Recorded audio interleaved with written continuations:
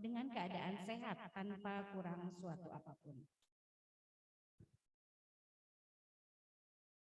Alhamdulillah, tidak henti-hentinya kita ucapkan kalimat suci, kalimat sempurna, kalimat mulia dan kalimat yang penuh dengan berkah kepada Zat yang Maha Suci, Maha Sempurna, Maha Mulia dan Maha penuh berkah.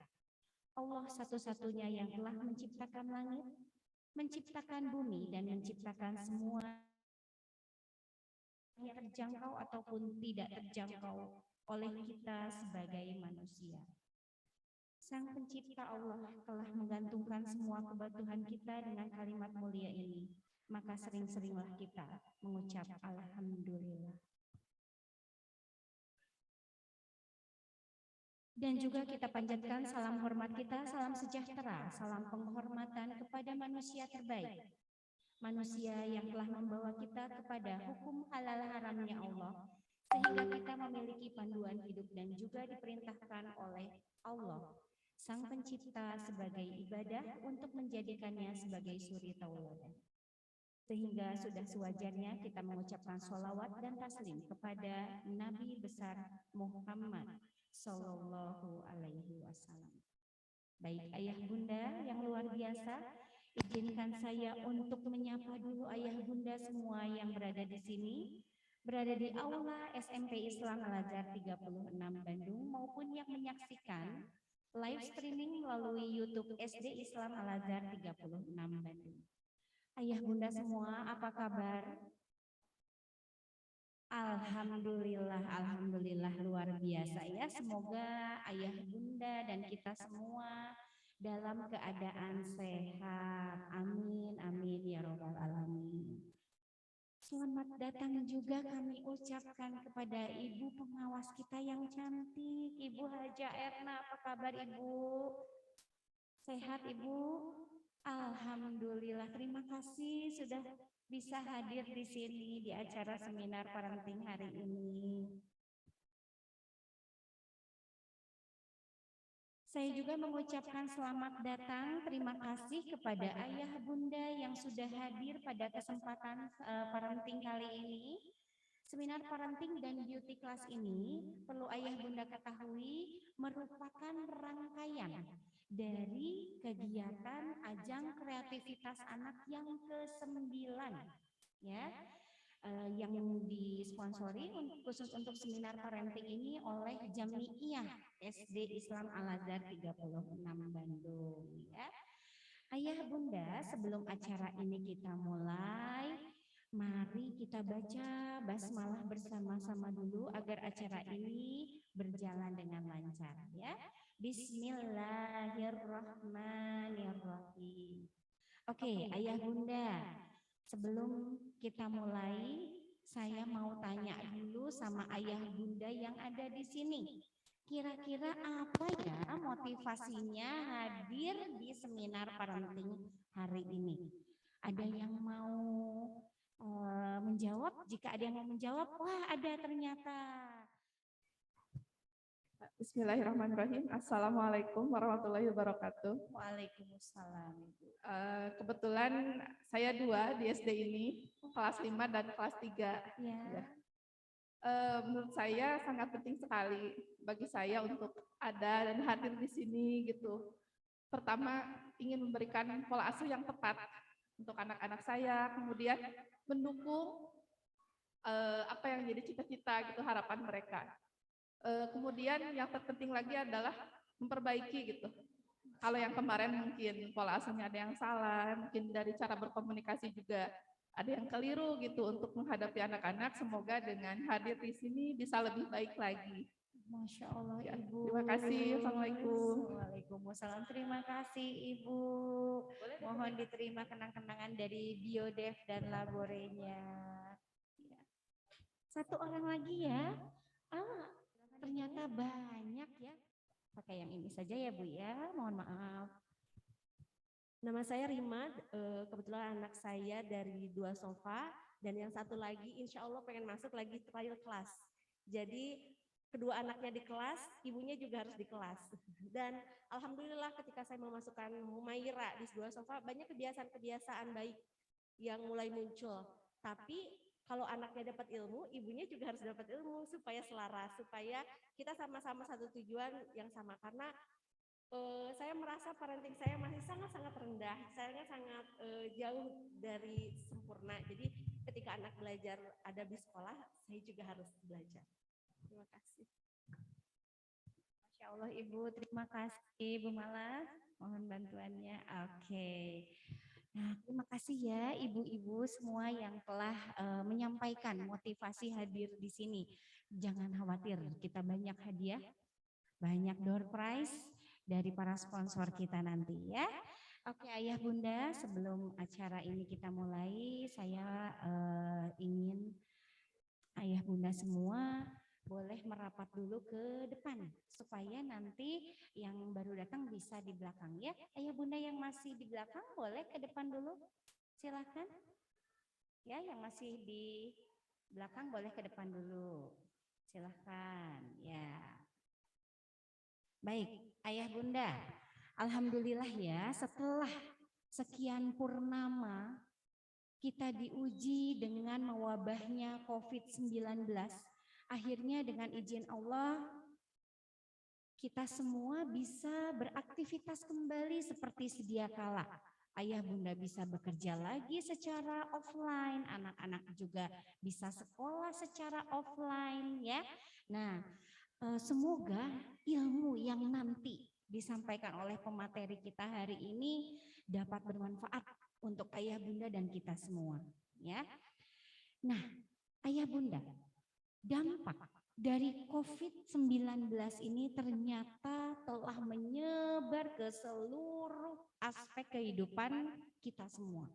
Di antaranya krisis akhlak pada era globalisasi. Betul Ayah Bunda? Ya. Lalu pengaruh besar kecanggihan teknologi terhadap akhlak anak.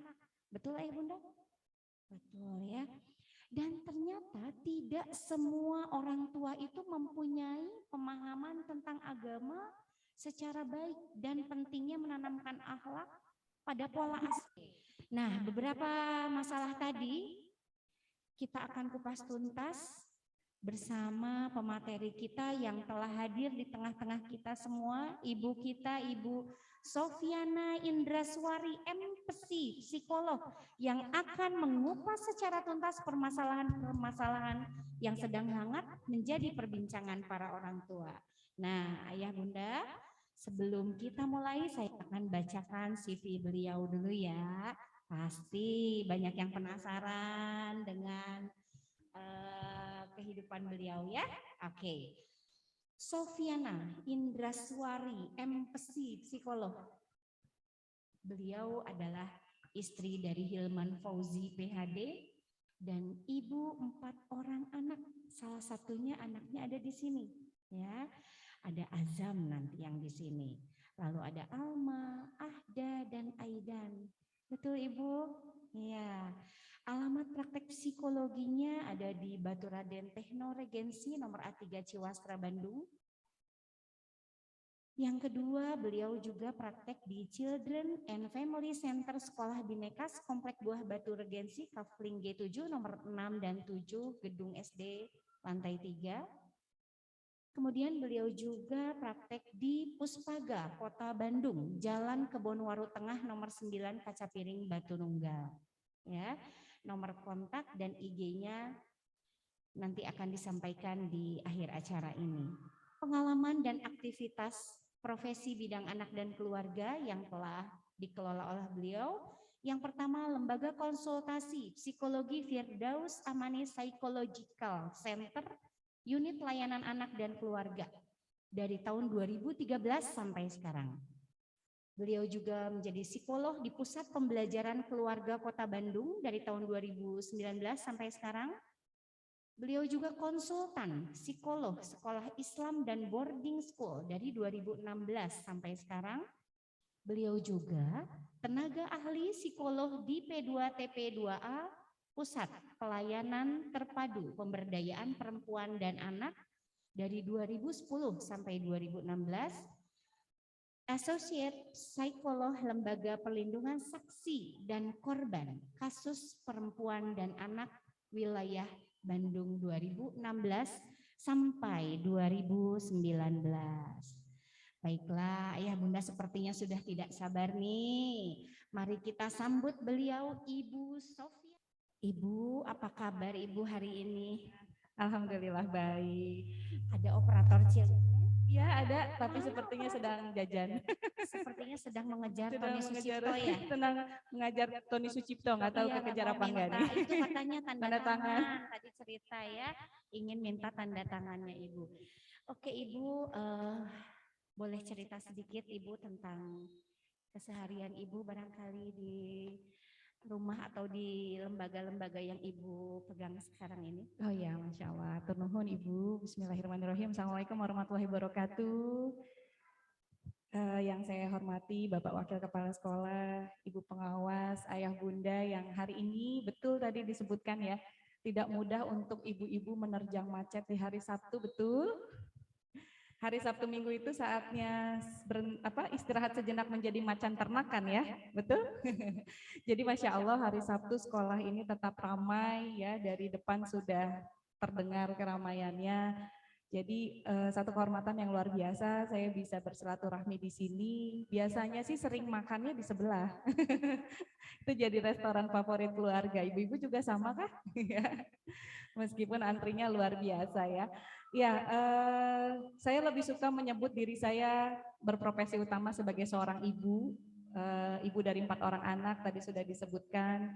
Saya juga seorang homeschooler, jadi memang luar biasa ya, serba-serbi mengasuh itu rasanya tidak pernah ada yang memberitahu kita bahwa aspeknya tuh sebanyak ini gitu, luar biasa. Kemudian saya juga berprofesi sebagai psikolog, jadi saya lebih suka menyebut profesi utama saya sebagai ibu, profesi kalau disebut profesi sampingan bukan sampingan ya. Profesi lainnya adalah sebagai seorang psikolog, dan tadi sudah disebutkan juga oleh Ibu bahwa betul selama hampir 1 bulan ini saya sering sekali mendapatkan telepon, baik itu dari SD Pak, dari SMP gitu ya, tentang kasus-kasus yang rasanya sudah tidak masuk logika kita begitu Pak ya. Sekitar 4 tahun lalu memang sudah bisa diprediksi gitu ya, sebelum terjadinya pandemi memang sudah bisa kita prediksi bahwa kelak akan terjadi sebuah bencana besar begitu ya, dari bab tentang akhlaknya anak-anak kita. Tapi saya nggak menyangka prosesnya secepat ini Bu gitu. Jadi banyak sekali yang masuk, kalau Bapak Ibu boleh sambil disosialisasikan, ini programnya Kota Bandung, jadi ada yang namanya Puspaga, Pusat Pembelajaran Keluarga, itu untuk warga Kota Bandung ada layanan konsultasi keluarga gratis Bu. Jadi jangan sampai di kanan kiri tetangga kita, saudara kita ya, kalau punya masalah tentang anak dan keluarga itu bingung mau cerita sama siapa gitu ya. Dan kasus-kasus yang terjadi sebulan terakhir ini tuh luar biasa Bu ya. Kasus-kasus anak-anak SD, anak-anak SMP gitu ya, yang kita takutkan mengenai LGBT, yang kita takutkan mengenai fenomena-fenomena pornografi, itu memang ternyata sekarang fenomenanya semakin banyak Bu.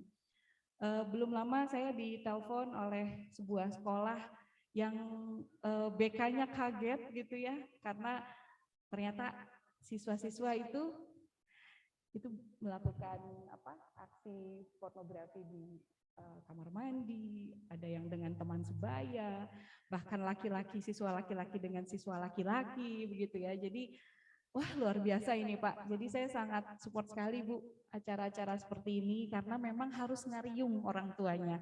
Meskipun saya berharap lebih banyak juga bapak-bapaknya ya. Tapi tentu lebih susah mungkin untuk bapak-bapak hadir di acara parenting seperti ini. Itu mungkin Bu sekilas gambarannya. Mungkin saya tambahkan sedikit Bu, kebetulan saya mengajar di sini di SD kelas 2. Sekarang itu juga sedang marak kasus-kasus bullying Bu. Kasus bullying betul, dan beberapa malah berakibat kematian. Jadi itu mainannya mungkin maksudnya bercanda ya Bu ya gitu pada awalnya gitu, dan pada akhirnya menjadi satu kebiasaan yang tidak baik begitu ya. Sampai ternyata tidak sedikit yang ternyata juga berdampak pada kematian Bu di beberapa wilayah seperti itu. Baik Ibu, nah terkait dengan masalah-masalah yang terjadi sekarang ini yang betul-betul lagi menjadi apa ya Bu ya, yang diperkirakan itu 4 tahun baru akan ada bencana, ternyata lebih cepat ya Hadir. Nah mungkin hari ini alhamdulillah tema kita hari ini menanamkan adab dan cinta pada kebiasaan anak ini bisa membantu para orang tua dan guru-guru juga untuk mengurangi bahkan menghilangkan banyak sekali permasalahan yang sekarang sedang terjadi. Ya, mungkin untuk lebih menghemat waktu kita akan sama-sama belajar, sama-sama menimba ilmu tentang menanamkan adab dan cinta pada kebiasaan anak oleh Ibu Sofiana Indraswari MPC psikolog. Ya, Baik, terima kasih Ibu. Atur nuhun, Silakan. Ibu. Ya. Saya tuh memang kalau ngisi materi nggak suka terlalu jauh sama audiensnya. Kenapa? Karena kalau ngobrol sama orang tua itu nggak bisa kalau jauhan, betul nggak Bu? Jadi kami itu waktu kemarin pandemi COVID itu bingung luar biasa kalau kita mau konseling. Jadi saya sempat mengalami konseling tapi berjarak gitu. Ada rasa yang berbeda rasanya ya kalau ngobrol tentang anak, ngobrol tentang rumah, tapi ngobrolnya dari jarak jauh gitu ya. Kenapa? Karena hati harus ketemu sama hati, matanya harus ketemu sama mata. Mohon izin saya lepas masker supaya lebih jelas, insya Allah dalam kondisi sehat dan sudah lengkap vaksin insya Allah. Ya, tadi sudah dijelaskan, saya buka kembali ya. Bismillahirrahmanirrahim. Assalamualaikum warahmatullahi wabarakatuh. Ya, subhanallah, alhamdulillah, wa la ilaha illallah, wa Allahu akbar, asyhadu alla ilaha illallah, wa asyhadu anna Muhammadar Rasulullah.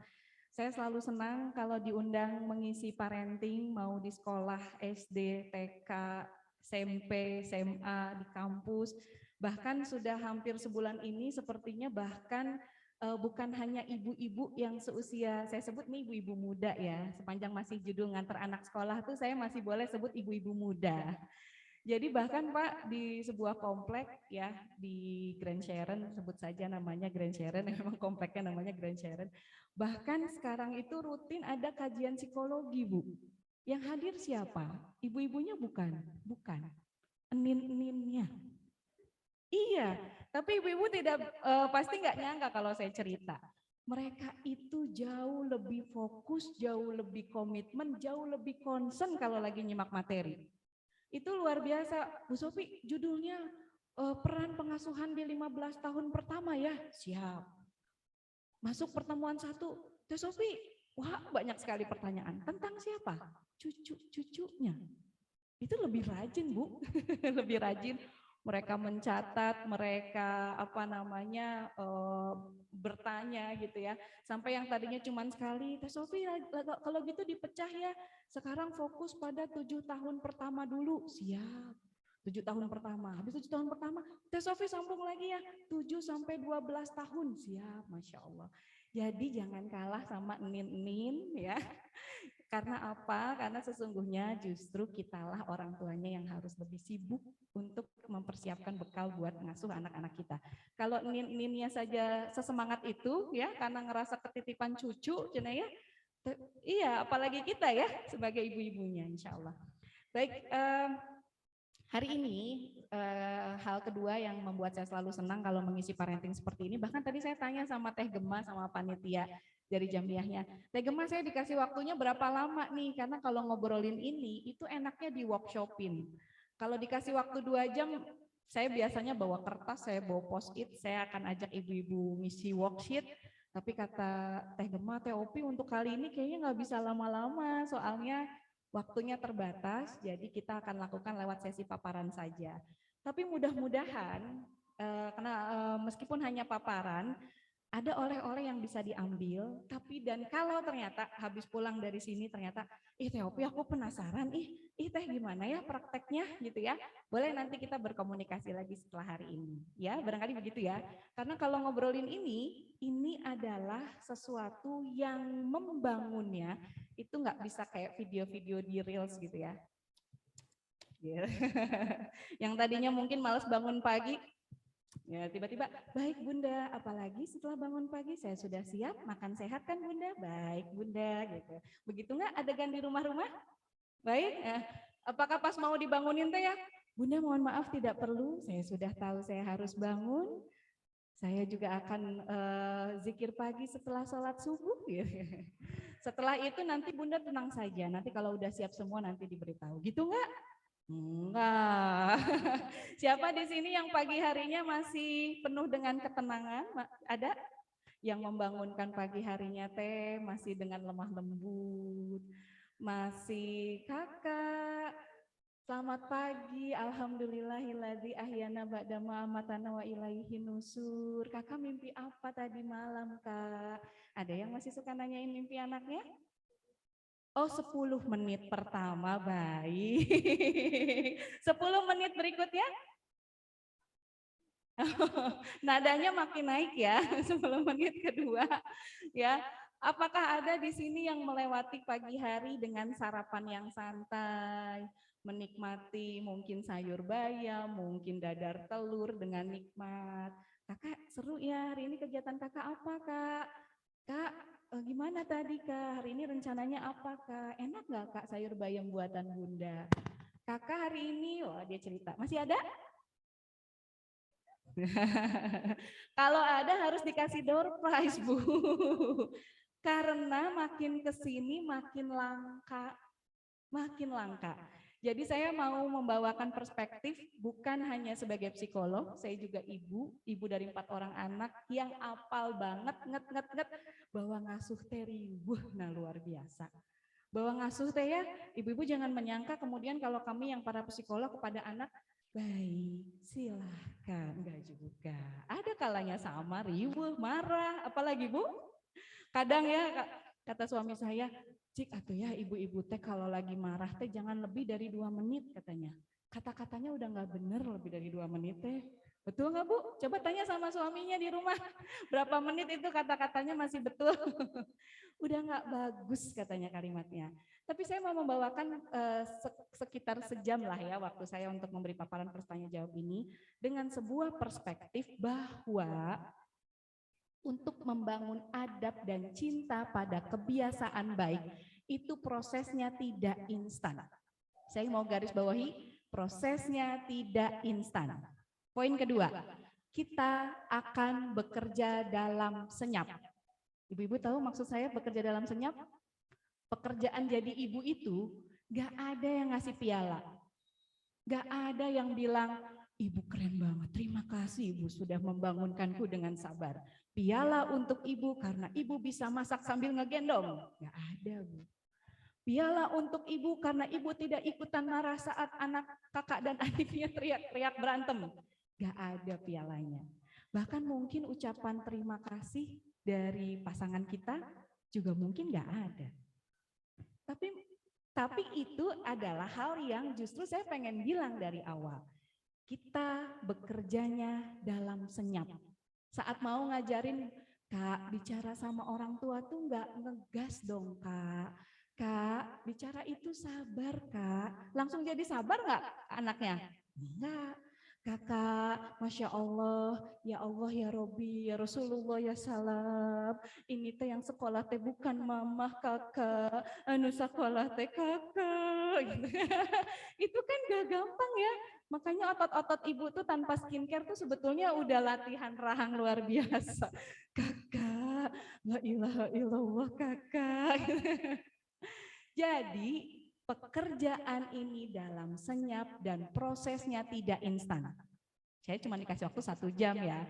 Tidak instan, jadi jangan berpikir anak akan langsung bisa. Teopi berapa lama dong kalau kita mau sabar? Mau saya kasih jawaban bijaksana apa jawaban jujur? Ini saya lewatin boleh nggak sih? Ini lagi ngerekam enggak kan? Ngerekam tapi nggak apa-apa dilewatin. Kalau saya mau kasih jawaban bijaksana, berapa lama Teopi? Insya Allah nanti ada waktunya.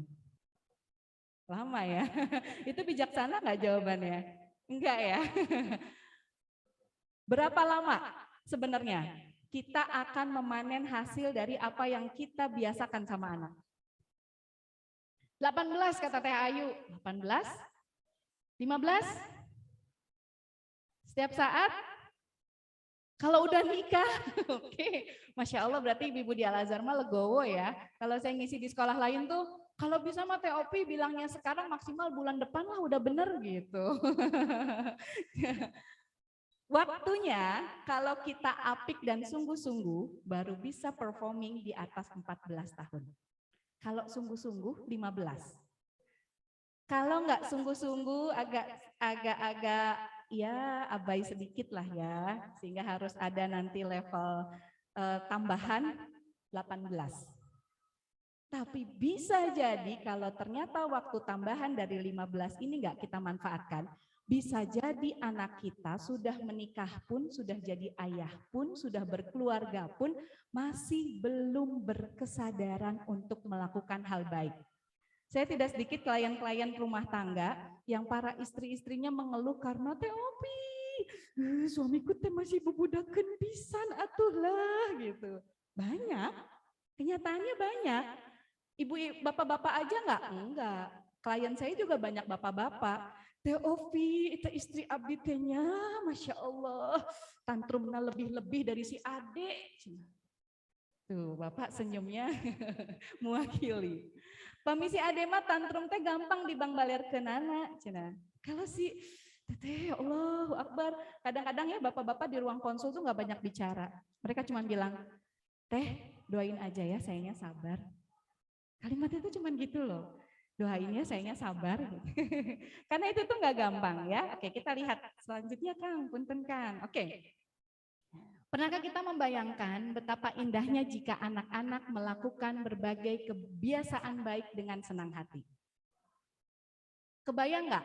Pernah ngebayangin nggak? Cik atuh Kak, mamah teh nggak usah teriak-teriak atuh. Atuh udah pedah cuman mandi doang Kak, meni susah pisan sih. Sama nggak sih redaksinya gitu ibu-ibu di Al-Azhar? Atau mungkin kalau ibu-ibu di Al-Azhar mah mungkin lebih lembut ya? Hah? Sama gitu? Sama? Oh lebih kencang, oke. Lebih kencang malah ya. Biasanya pada saat kita minta anak melakukan kebiasaan baik, kalimat kita akan bilang begini, Kakak apa susahnya sih Kak tinggal mandi? Kak apa susahnya sih Kak taruh kaos kaki masukin di sepatunya? Kakak ini teh gantungan jemuran anduk teh di sini. Mama teh udah bilang udah pekeli. Sama ya? Jadi kita itu suka merasa gemes. Kenapa sih hal kecil bukan buat kita juga, tapi yang harus emosinya kita, yang harus berdarah-darahnya teh kita, padahal teh buat dia, kan gitu ya? Sebelum kita akan diskusi, saya mau tanya, ibu-ibu, saya mau tanya sama ibu-ibu karena bapak-bapak mah nggak gemesan, dah. Betul nggak Pak? Betul. Sampai kata sebuah video, Bu Sofi, karena saya teh nggak tega lihat istri saya marah-marah atau ngasuh anak teh berat, mendingan saya nggak usah melihat Bu, mending saya ngopi aja. Jadi kalau bapak-bapak tiba-tiba melipir ngopi itu bukan cuek, mungkin nggak tega lihat ibu, gitu. Bener nggak Pak? Bener katanya. Jadi saya mau tanya sama ibu-ibu, ibu-ibu capek nggak kayak gitu terus? Saya tanya, capek nggak? Capek? Kerasa banget waktu pandemi 2 tahun kemarin enggak? Kerasa banget kita yang sekolah? Kerasa banget kalau ternyata kakak kenapa nggak bilang ya Allah besok ternyata tugasnya harus bawa stik es krim lah. Apa mana ada stik es krim yang segini kakak? Apalagi kalau orang tuanya bekerja, ya stik es krim lah, kertas lipat lah, bikin karya lah, apalah gitu. Kerasa capek nggak? Materi ini akan bisa diterima dengan baik kalau kita menyadari kita mau pindah dari situasi itu.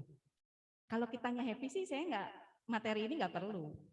Nggak apa-apa Teopi, dah saya emang seneng kok yang riweh-riweh misalnya.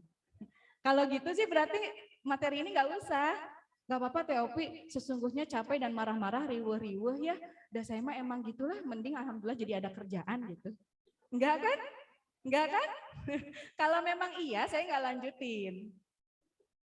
Sama nggak? Cita-cita kita sama nggak? Kita mau pindah dari situasi ini? Sama ya? Kalau sama, maka yang harus kita lakukan itu bukan meninggikan suara kita, bukan menambah melototnya mata kita, bukan meninggikan ancaman kita, tapi membuat anak kita berdaya dengan dirinya sendiri. Setuju nggak? Setuju nggak? Kadang-kadang saya sering lihat adegan, nggak tahu kalau di Al-Azhar sama nggak ya. Ibu-ibu teh yang penting anaknya sekolah, itu banyak anak yang nggak sadar dari bangun tidur udah di mobil. Kakak, gitu. Jadi masih lulung nih, Bu. Jadi kadang itu tuh di mobil, suapin, nanti disisirin.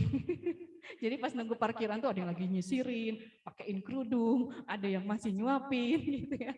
Ada yang mungkin lihat, kakak hari ini bawaannya apa aja kak? Nanti setelah materi ini, jangan begitu. Kenapa? Karena kita masuk usia SD, kita harus menyepakati bahwa kita tugasnya hanya mendampingi dan mengantarnya, bukan menjalani kehidupannya.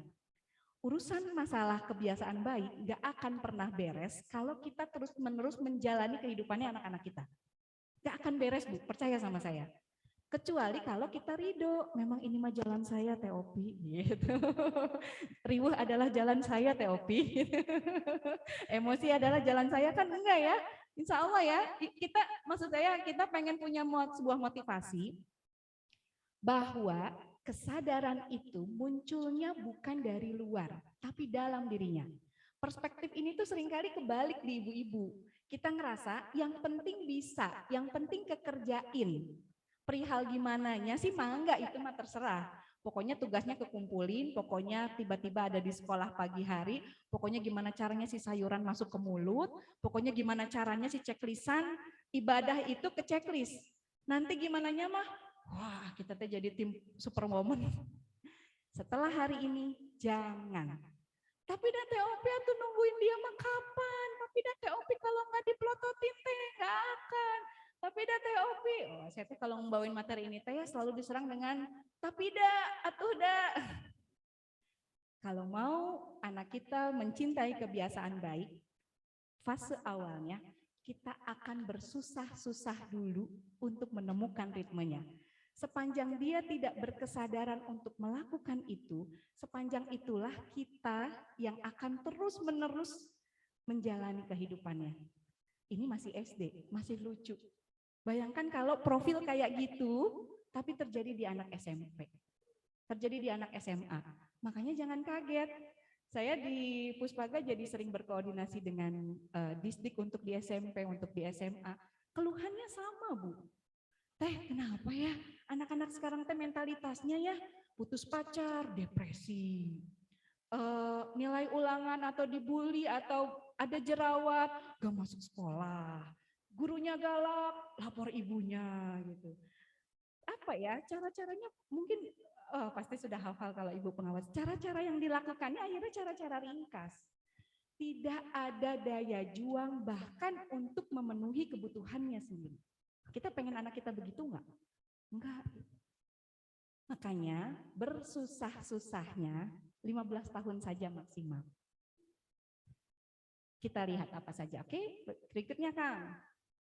Nah ini yang tadi saya sebutkan. Pernahkah kita merasa anak hanya sekedar mendengar perintah kita, masuk kuping kanan, keluar kuping kiri, dan hanya berkata, iya, aku udah tahu, dilipet kan, iya, aku udah tahu, habis ini sholat terus ngaji kan, iya, iya udah tahu, iya nanti, barijeng ente, ya, sama ya. Ternyata kalau masalah anak-anak mah tidak mengenal zonasi ya. Saya orang Ciwastra ternyata sama orang di sini ya, sama di Patuha. Ya, atau anak melakukan sesuatu hanya dan jika ada yang nyuruh, ada yang ngawasin. Itu kerasa banget pas pandemi kemarin. Kak, fokus Kak, Zoom. Ya, gitu. Alhamdulillah ya. Pas ibunya nggak ngeliat, apa yang anak-anak lakukan? Buka YouTube, main game, chat WA, chat di Line. Alhamdulillah guru-guru kita juga tidak kalah hebatnya. Guru-guru suka bilang, Teh Opi, menurut saya ini teh sebenarnya teh nggak nyimak Zoom, soalnya aneh. Zoomnya, wajahnya pas off cam tiba-tiba ada layar merah, hijau. Saya melansir ini adalah YouTube. Alhamdulillahnya guru-guru juga kalau ikutan training gini juga peka ya. Dan seringkali yang jadi akal-akalannya anak-anak tuh kadang-kadang ya di off cam. Ya gimana Misa, gimana Syakila? Terus Bu maaf Bu, kameranya error. Ibu maaf mati lampu. Maaf susah sinyal. Anak-anak udah lebih pintar lagi. Jangan ya Bu, anak kita harus tahu bahwa bukan ibunya yang harus dia takuti Bu. Bukan ibunya, bukan bapaknya, bukan gurunya. Tapi yang dia harus takuti itu Allah. Nanti saya cerita kenapa muraqabatullah, kemampuan anak-anak untuk merasa dilihat dan diawasi oleh Allah itu akan jadi tameng buat nanti dia menghadapi dunia yang sudah tidak aman lagi hari ini. Bayangin kalau semua-muanya itu hanya orientasinya sama ibu. Gampang sekali itu, kalau nggak ada ibu ya nggak usah dilakukan. Sampai ada seorang tua yang bilang, tenang Bu Sofi, saya sudah punya trik, anaknya kelas 1, yang satu kelas 1, yang satu kelas 4. Saya pasang Bluetooth speaker di masing-masing kamar, saya ada di tengah-tengah. Jadi kalau gurunya nanya, ya silakan, gimana? Gitu, kan kedengaran. Kakak, jawab. Jadi ibunya masih bisa gitu. Saya bilang ya bisa sih, teknologi bisa membantu Bluetooth speaker, mau pakai CCTV, yang bekerja pakai CCTV, ada saya punya klien, CCTV Bu Sofi saya akan cek gitu ya. Tapi teknologi itu ada batasnya. Kalau kontrol diri itu bukan dimiliki sama anak-anak, akan ada batas di mana teknologi nggak bisa bantu Bu. Ya, oke. Berikutnya kita lihat lagi. Nah mungkin kita pernah juga merasa capek, jenuh, lalu mikir, ya Allah Teopi, apa yang salah ya? Apa aku teh banyak dosa gitu ya? Anakku teh mending gak bisa denger aku, gitu ya. Apa ya Teopi? Caranya harus gimana lagi? Sampai kapan ya harus diingetin terus? Malah ada yang bilang, Teopi kayaknya anakku teh di rukiah gitunya, gitu. Ada itu kalau di ruang konsul tuh, meni gitu, menihara resep pisan gitu. Kadang-kadang ibu-ibu zaman sekarang tuh seringnya suka pencemas.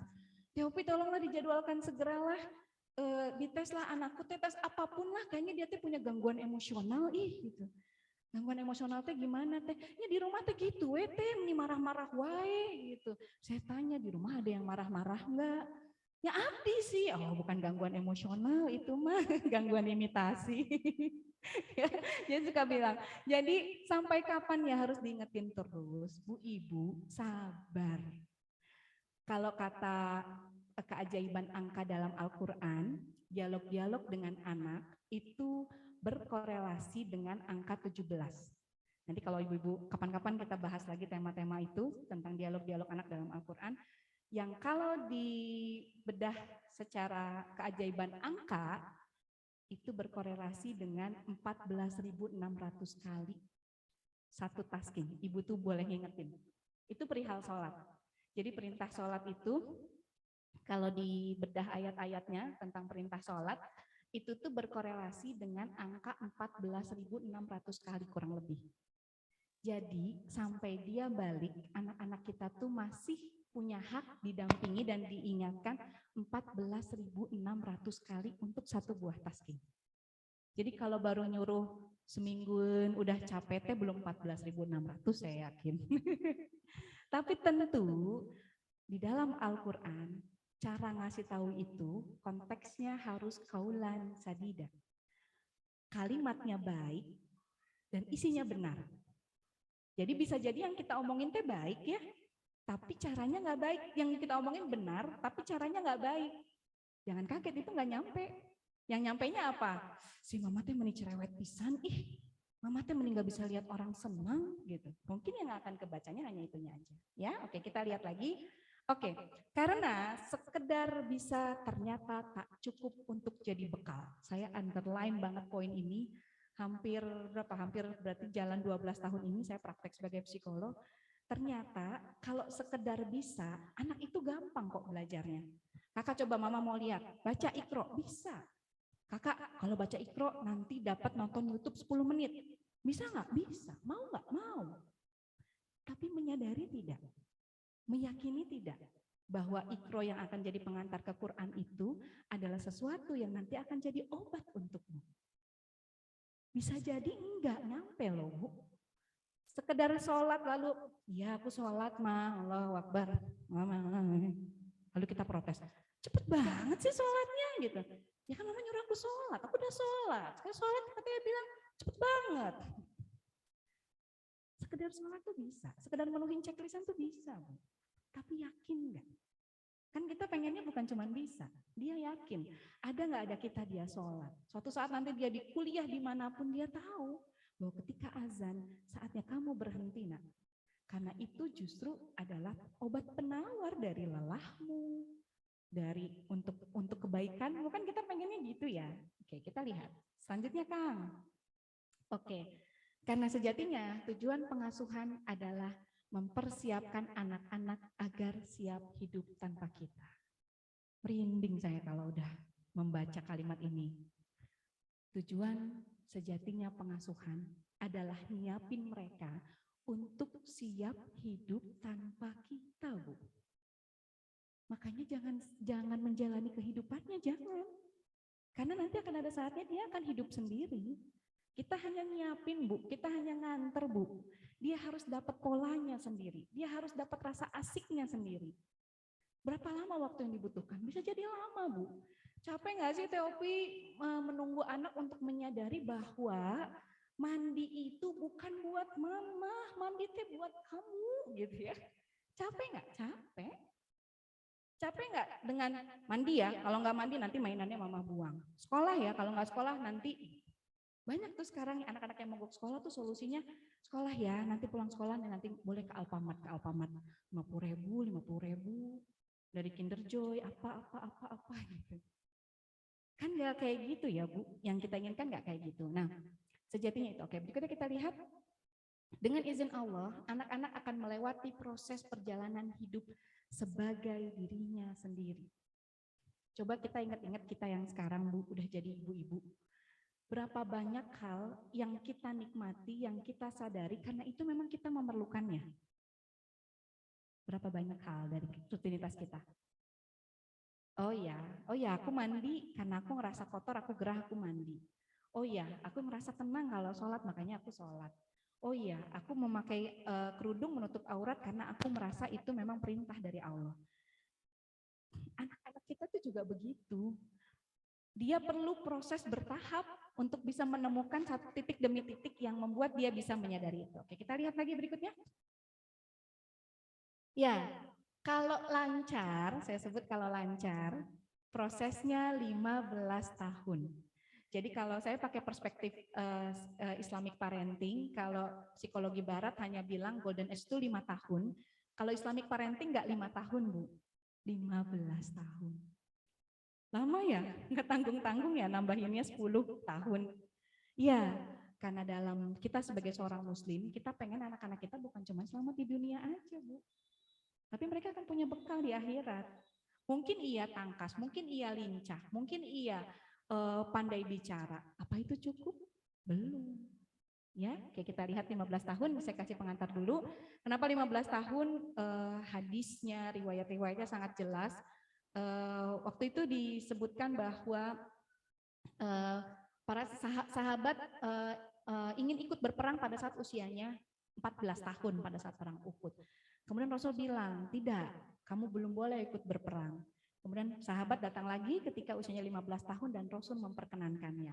Sejak saat itu kemudian disebutkan, lalu aku datang kepada Umar bin Ibnu Abdul Aziz yang pada saat itu menjabat sebagai khalifah, lalu diceritakannya kepadanya tentang hadis ini, maka dia berkata, sesungguhnya hal ini merupakan batas antara usia anak-anak dengan usia dewasa. Jadi memang kenapa tadi saya sebut masa tempuhnya 15 tahun tuh, kalau dalam Islam sudah balik ataupun belum balik, udah 15 tahun tuh disebutnya sudah selesai, dia sudah balik. Balik itu arti dari, kalau di bahasa sederhananya, balik itu artinya sampai. Jadi mau udah head atau belum, sudah wet dream atau belum, udah 15 tahun itu disebutnya sudah balik. Ya, dulu zaman 10 tahun yang lalu kasus late puberty masih banyak. Anak-anak tuh headnya ada yang di atas 15, saya pernah lah sekali 2 kali kasus. Tapi kalau sekarang isunya bukan lagi late puberty, early puberty. Anak-anak sudah head dan sudah mimpi basah, bahkan di kelas 4 dan 5 SD. Saya nggak tahu, mungkin kalau di sini nanti kita bisa sharing ya. Tapi beberapa survei saya di beberapa sekolah tuh anak-anak sudah head dari mulai kelas 4 SD. Jadi sebenarnya kalau bicara waktu tempuh, nggak lagi 15, mungkin hanya 10, mungkin hanya 9. Ya, kita lihat. Oke. Waktu tempuh yang ternyata hadirnya lebih awal. Nah ini yang jadi isu, makanya jangan kaget Bu, kenapa isu pornografi makin banyak. Punten, saya ada di sebuah sekolah, wali kelasnya panik, Teopi harus digimanain ya gitu. Karena anak-anak yang kelas 5 dan kelas 6 itu, mereka yang sudah balik, mereka kaget kenapa penis mereka berdiri. Lagi jam pelajaran, mereka berdiri gitu. Mereka mungkin membayangkan sesuatu gitu ya.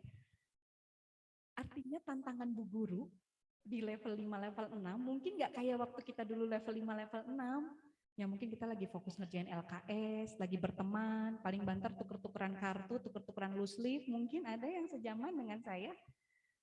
Kalau sekarang tuh isunya udah beda, Bu. Bapak Ibu guru harus sangat beradaptasi dengan perubahan ini. Dan bukan cuma Bapak Ibu guru, kita yang ada di rumahnya juga sama ya, isunya datang lebih cepat. Oke, kita lihat.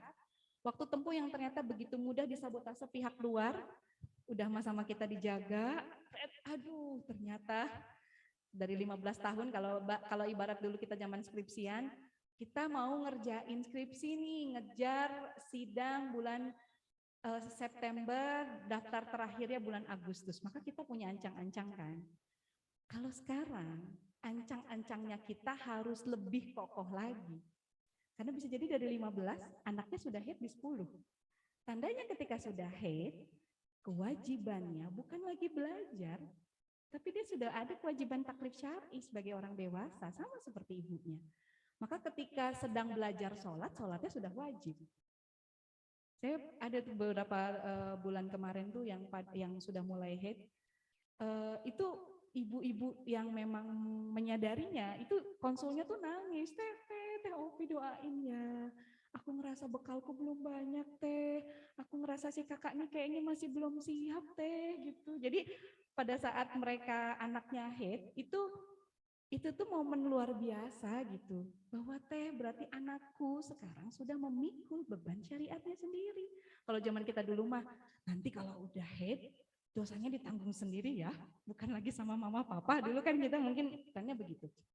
Dan bayangkan sekarang anak-anak kita, kalau dia tidak mencintai adab dan kebiasaan baik, repot nanti pada saat fase ini. Ya, mungkin ini saya kejauhan kalau ayah bunda yang baru masuk kelas 1. Tapi tadi ada beberapa yang sudah kelas 3, kelas 4, udah mulai kebayang ya. Medan kita tuh luar biasa. Oke, berikutnya. Oke, nah nanti biasanya Bu, after 10 tahun, after 15 tahun, apa yang kita bentuk tuh udah mulai kelihatan bentukannya. Dan nanti saya sering bilang, saya punya kelas-kelas intensif, ibu-ibu sesuai dengan usia anaknya. Kalau saya ngobrol sama ibu-ibu yang anaknya ada di klaster usia 10 sampai 14 tahun, kesimpulan kita semua sama. Teh, ternyata kita tidak boleh berhak memanen apa yang enggak kita tanam dulu. Teh, aduh anakku teh, aku pisan, aku teh emang kayak gitu, enggak sabaran anak. Teh, anakku teh aku pisan, da aku teh memang saka sampurna atau karena tilawah karena sholat teh gitu. Teh anakku teh itu pisan gitu. Dan kita nanti akan tahu kalau kita nggak tanam, kita nggak bisa berhak merasa memanen itu. Ya, oke, berikutnya kita lihat nanti apa saja. Boleh nanti ini saya percepat saja. Selanjutnya next. Nanti kalau mau belajar lebih lanjut nanti coba sebelumnya Kang. Nanti kita lihat. Oke, sebelumnya Kang. Oke, selanjutnya. Nah, nanti biasanya saya bagi fasenya tuh 3. 07 ini jadi basic, 7-12 itu fase produksi kita di anak kita SD kelas 1 sampai kelas 6. Selanjutnya 12 sampai 18 itu fasenya pemantapan. Ya. Nah, mari kita diskusikan. Teopi ada di mana adab dan kebiasaan baik itu mulai dipelajari. Tebakannya di mana coba? 0 sampai 7? 7-12 ada di mana? Ada di mana proses itu akan mulai dipelajari? Ya, ada di mana? Enggak usah takut salah. Di mana Teh? Teteh bilang 07 karena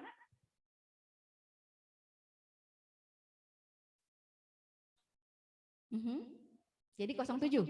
Oke, yang punya pendapat 7-12? Boleh, kenapa Teh 7-12?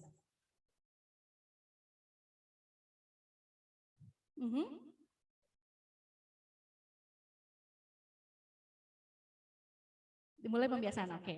Dua-duanya punya alasan yang betul.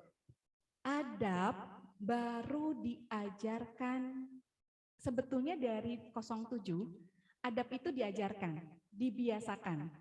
Kalau di 07 diajarkan dan dibiasakan melalui teladan. Di atas 7 tahun, adab diajarkan melalui perintah. Karena sejalan dengan perintah sholat sudah mulai datang di usia anak 7 tahun. Jadi sebetulnya sudah dibiasakan belum? Sudah. Nggak ujuk-ujuk ada datangnya perintah sholat di 7 kalau tidak diteladani. Kata kuncinya apa Teopi biar gampang ngebedainnya? Waktu di bawah 7 tahun, adab itu diberikan, dibiasakan dalam bentuk keteladanan. Jadi dia belum punya kewajiban, Bu. Sampai balik pun sebenarnya dia belum punya kewajiban. Tapi dia, apa yang terjadi di 07? Nah, ini saya menemukan sebuah kata. Kata ini saya baru temukan beberapa hari yang lalu setelah saya ngulik kenapa perihal adab dan kebiasaan ini macet hampir di semua sekolah.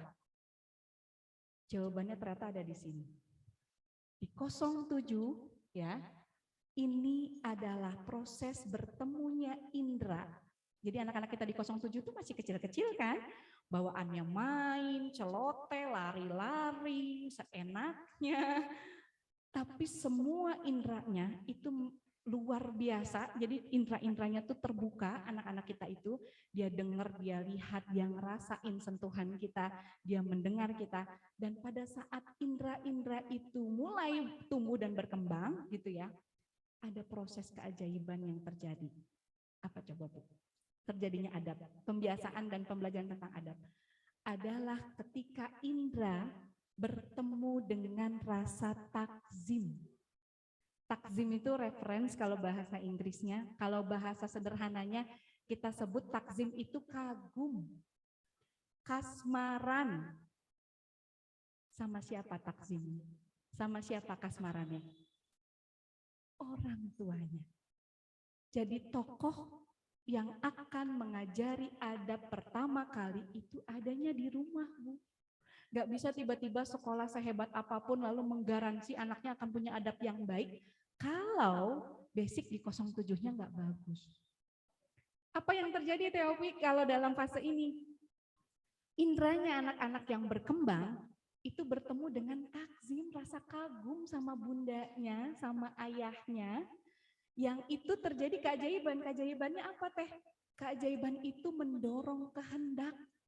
Itu titik awal dia akan punya dorongan, punya kebiasaan baik. Contohnya apa sih Teopi? Contoh, ibu yang masih menyusui, dia menyusui bayinya. Menyusui dengan penuh kasih sayang.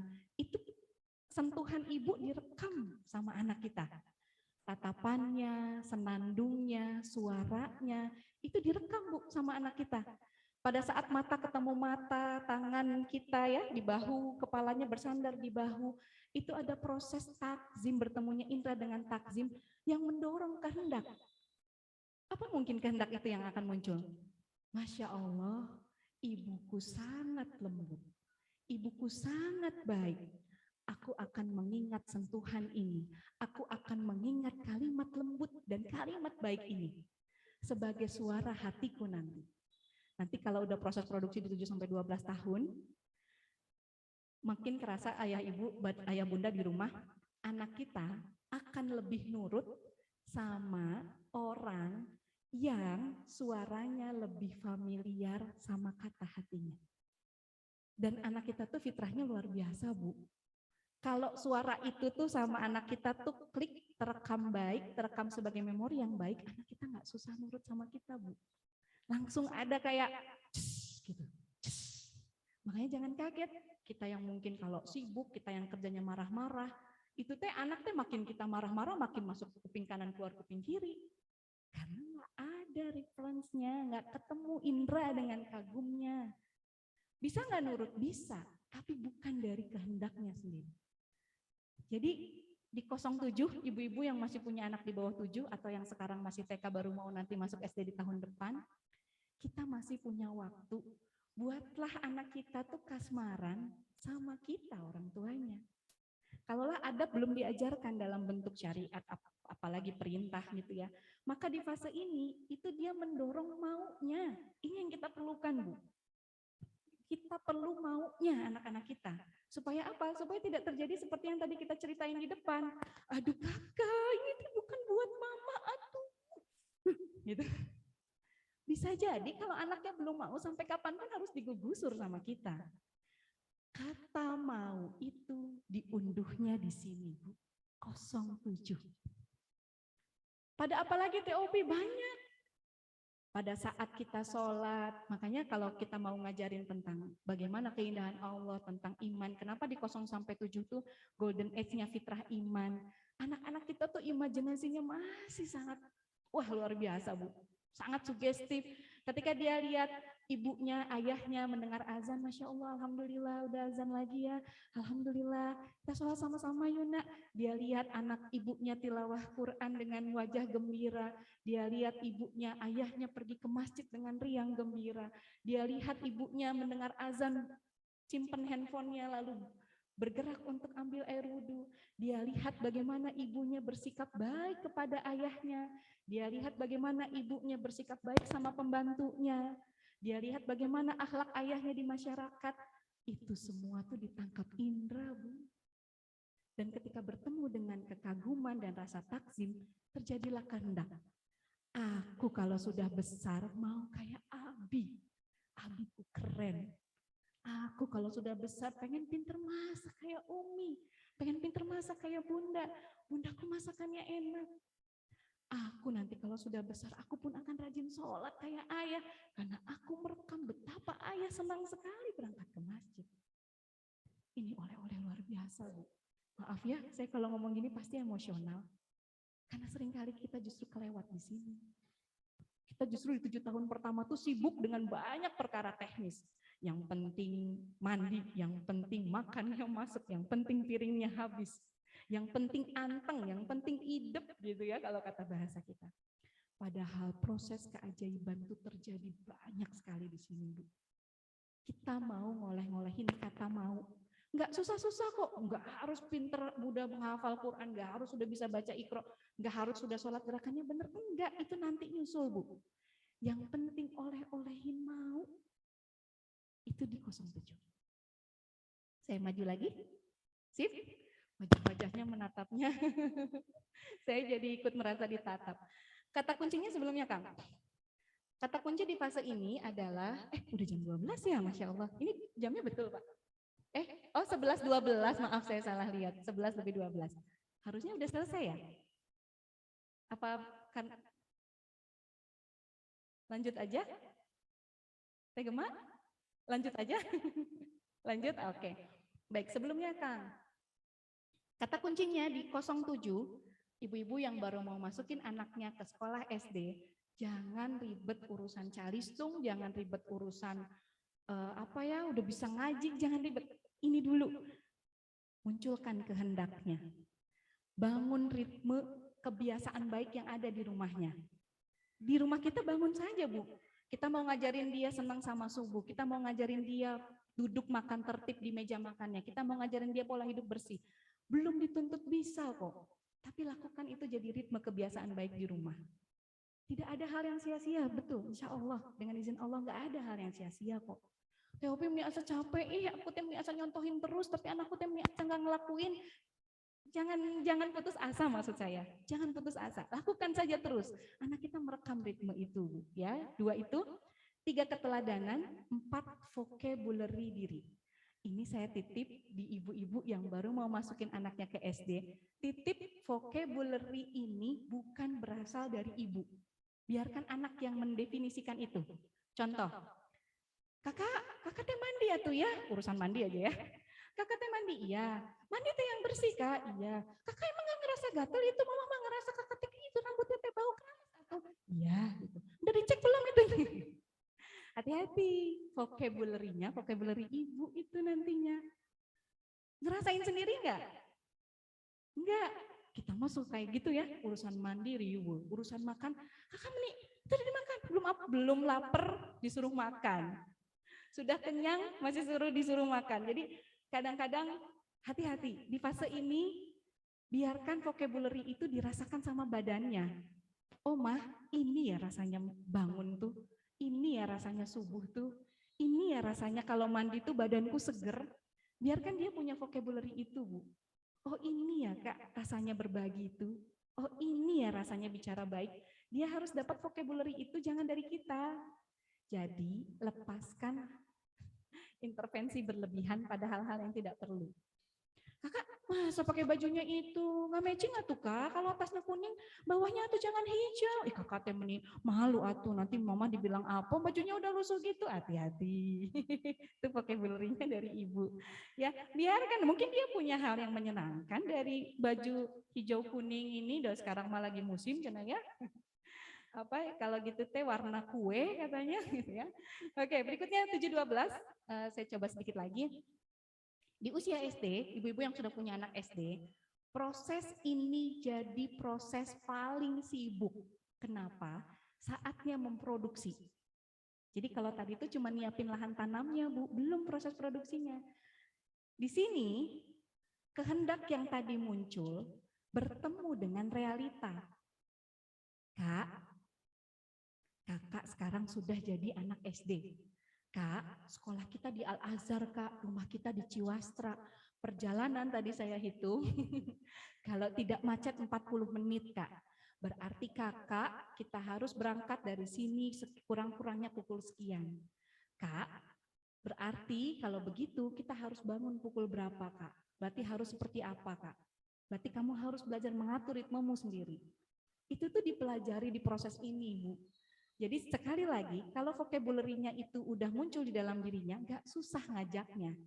Bayangkan kalau kesadaran dirinya belum muncul, sama kita dirurusuh, pokoknya yang penting ini, kalau dia lagi salah sama kita dimarahin, nggak terjadi proses belajarnya. Saya titip di fase 2 ini, satu, temenin belajarnya. Salah satu hak anak di fase ini adalah punya hak salah. Dan salah itu nggak apa-apa. Misal, tuh kan kakak terlambat lagi, tadi malam janji sama bunda apa? Janjinya apa tadi? Janjinya mau langsung bangun kan? Kan kakak terlambat lagi kan? Bunda mah udah nggak tahu gimana cara ngasih tahu kakak lagi. Jangan ditinggal. Ajak evaluasi. Kenapa Kak? Kenapa kakak teh bangunnya jam 6.15 terus? Kenapa? Ajak evaluasi. Di proses ini, adab sudah mulai diajarkan dalam bentuk perintah. Yang kita oleh-olehin di sini kata mampu. Jadi yang sebelumnya mau, di sini mampu, di nanti setelah SMP apa? Sanggup. Sanggup itu adalah kemauan yang bertemu dengan kemampuan. Itu namanya kesanggupan. Dan itulah profil para pemuda dewasa harusnya. Ya, jangan kebalik tahapnya. Diteladani, ditempa atau dilatih, baru kemudian diberi beban, baru dituntut. Jangan kebalik. Otot-ototnya belum siap dia, akan babak belur kalau kita prosesnya justru dibalik. Masih 07 udah dituntut, udah dikasih beban, babak belur nanti badannya, psikisnya. Enggak, teladani dulu, tempa atau latih, baru boleh dibebani, mulai diberi beban, dilatih dengan beban, baru kemudian dituntut. Kalau ternyata ada yang macet di rumah-rumah kita, bisa jadi kebalik prosesnya ya. Oke, berikutnya akan kita lihat. Selanjutnya nanti kita lihat apa saja yang akan ditanam. Oke, next, kita percepat saja. Kita lihat memang akan beda, anak kita pas masuk SD itu beda, Bu. Dari raja jadi tawanan, kalau kata principle of 3 ya, 7 kali 3, 7 pertama jadi raja, 7 kedua jadi tawanan, 7 ketiga jadi sahabat karib. Usia 07 sampai 712 itu memang beda ya, dari dilayani jadi ditempa, dari main jadi dilatih dan seterusnya. Nanti kapan-kapan kita boleh bahas. Oke, selanjutnya Kang. Oke. Nah, tantangan mengasuh di SD adalah bagaimana mengajar anak untuk mencintai adab dan perintah dengan senang hati. Masya Allah nggak Bu? Adab dan perintah tapi harus senang hati. Itu aja dua kata yang berkebalikan ya. Tapi kalau anaknya sudah mau, kehendaknya muncul, prosesnya jadi nggak terlalu sulit. Oke, berikutnya. Oke, nanti kita lihat akan ada beberapa perubahan-perubahan selanjutnya. Oke, nah ini nanti perubahannya dari anak TK ke anak SD itu luar biasa. Dia akan merasa bahwa ada hal yang berbeda, ada hal yang tidak mudah gitu ya. Selanjutnya kan kita lihat. Oke, nanti ini ada. Oke, saya percepat. Oke, apa yang bisa membuat proses peralihannya jadi lebih mudah? Oke, karenanya saya minta ibu-ibu yang mau masukin anaknya ke SD, cek fondasi sebelumnya. Satu, anak punya memori indah nggak tentang berbagai kebiasaan baik itu? Kalau memorinya belum punya, jangan dulu dituntut untuk bisa melakukannya dengan baik. Bangun dulu lagi memorinya, Bu. Ya, dua, saya minta cek, anak punya nggak kesempatan untuk mengeksplorasi cara, ide untuk melakukan satu aktivitas? Diberi ruang nggak sama ibu waktu dulu? Atau sepenuh-penuhnya semua sama ibu diatur? Sehingga anak nggak punya caranya sendiri. Kalau nggak punya, itu yang harus dilatih dulu sebelum kita akan terjunkan dia untuk bisa meregulasi berbagai tanggung jawab yang ada di sekolah dasar ya. Oke, punya kesempatan untuk memilih nggak gitu ya? Punya kesempatan pengalaman berhasil dan membuatnya percaya diri nggak?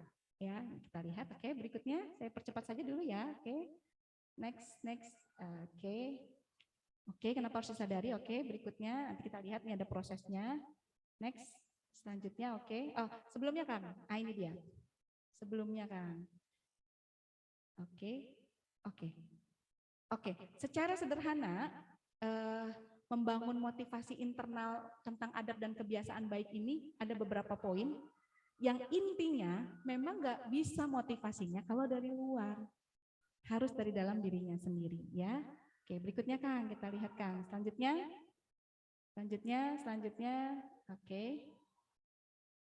Oke. Masuk ke sini aja Kang. Prinsip sederhananya, oke. Pilar untuk membangun kebiasaan baik secara sederhana, sebelumnya Kang, punten Kang. Oke. Prinsip sederhananya saya berikan kalau kata Teh Gema, Teh Opi, tipsnya dong supaya bisa lebih konkret. Satu, ngajarin adab dan kebiasaan baik itu harus punya waktu. Langkah pertama, sediakan waktu. Nggak bisa ngajarin adab dan perintah dengan senang hati kalau ngerjainnya saka samperna. Luangkan waktu, ya. Kalau saya boleh jujur, masnya nggak ada di sini ya. Putra saya ngajarin tentang mandi aja, mungkin saya butuh waktu 6 bulan tuh. Sampai saya memberi sertifikat padanya bahwa anak udah bisa dilepas, dia tahu mandi itu buat dia. Satu perihal loh Bu, urusan mandi. Mungkin butuh waktu yang panjang, butuh waktu tadi ditelateni, butuh waktu kita untuk mendengar, butuh waktu saya pernah mengalami putra saya tuh, kenapa sih harus mandi? Aku ngerasa badanku nggak kotor, kenapa kau harus mandi? Oh iya, saya pernah membiarkan fase dia sekolah tapi nggak mandi, pernah. Oh silakan boleh dicoba, jalan 3 hari dia bilang, kenapa ya Bun? Kalau aku mandi, pagi pas aku di sekolah tuh, meskipun aku keringetan badanku nggak bau. Tapi kalau aku tuh nggak mandi, aku keringetan sedikit badanku bau. Itu vocabulary. Kalau saya ngasih tahu pakai ceramah panjang, sesungguhnya kebersihan adalah sebagian dari iman. Itu nggak nyampe. Harus ngerasain sendiri Bun. Itu ya, jadi sabar, sediakan waktu. 2, hindari ketergesaan. Prosesnya jangan buru-buru, prosesnya ditelateni. Dan sekarang mari kita jujur-jujuran lihat anak kita, minimal untuk keperluan pribadinya sudah tuntas belum? Makannya, mandinya, berpakaiannya. Kalau belum, mungkin harus diremedial lagi, nggak apa-apa Bu, remedial lagi di rumah. Ya, hindari memberi komentar yang tidak perlu. Hormati kehendak dan caranya anak. Berlatih menciptakan suasana yang menyenangkan. Kuatkan dengan kisah, contoh, inspirasi kebaikan. Saya jadi ingat waktu ngajarin anak-anak saya mencintai subuh. Itu memang saya sama suami itu rapatnya ada kali sebulan. Kita punya misi gimana cara anak-anak senang dengan subuh. Itu kayak kita mau bikin acara apa gitu Bu. Dibangunkan baik-baik, subuh tuh disemarakan. Saya punya rutinitas setiap subuh tuh apa yang Teteh suka. Yang satu senangnya Mungkin Teh Dinda apal, ada tukang kukis enak dekat rumah saya ya. Subuh itu adalah momen yang spesial di mana kita akan berjalan pagi lalu pulangnya membeli kukis gitu. Itu ikon tentang subuh, itu sama kita dibuat semenyenangkan mungkin. Ba'da subuh Mas, kita akan bersepeda ke Sumarekon, rumah saya dekat ke Sumarekon. Itu memori yang saya pengen bangun gitu. Ada effort nggak? Ada Bu. Nggak bisa tiba-tiba langsung seneng gitu. Ada memori yang mau kita cantolin di hati mereka. Ya, kemudian kuatkan dengan teladan tadi ya. Oke, berikutnya. Secara sederhana langkahnya cuma 3. 1, teratur dan berulang. Jadi kata kuncinya setelah ritme di rumahnya bagus, lakukan itu teratur berulang. Kakak mohon maaf bicaranya tidak berteriak. Kakak bicaranya santun. Bunda bisa mendengar dengan kakak bicaranya tidak perlu teriak. Besoknya teriak lagi. Kakak mohon maaf kita sudah bersepakat bahwa kita akan bicara dengan nada yang baik. Teratur berulang. Nyampainya ternyata bisa bicara baiknya langsung besoknya enggak? Enggak. Tapi lakukan itu, teratur berulang. Kedua, sebaiknya terencana. Sebaiknya terencana. Jadi ngobrol sama Abi, sama suami di rumah, coba lihat anak kita akan masuk SD. Coba lihat anak kita sekarang udah mau naik kelas 4 SD. Coba list berapa banyak dari aktivitas hariannya anak-anak kita yang bisa jadi dia belum sadari itu.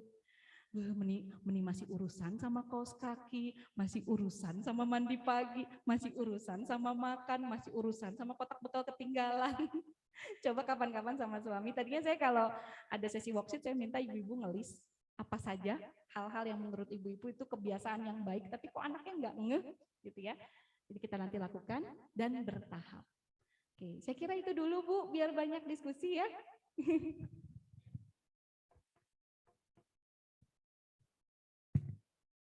Masya Allah, terima kasih sekali Ibu Sofi. Jadi Teh Opi panggilannya. Iya, dipanggilnya Teh Opi, nama kecil. Iya.